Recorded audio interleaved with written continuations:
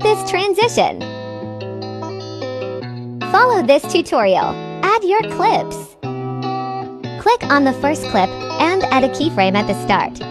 And zoom in at the end. Do this for all your clips. Now click on Graph then Custom and do the same as me. Do it for all your clips.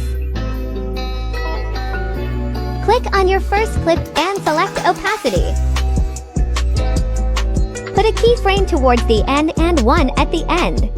And put the opacity at 20. Do this to all your clips. Go on Effect and select Oblique Blur. Make it as long as you want. Need. Object All. Blur 100. Rotate 0. Put a keyframe at the start and at the end put Blur at O. Copy 3 times and put it under all your clips. Now add a white overlay and make it as long as your clip.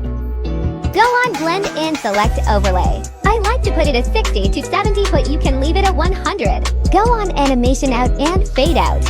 Animation equals full time. Put it under all your clips. And you're done.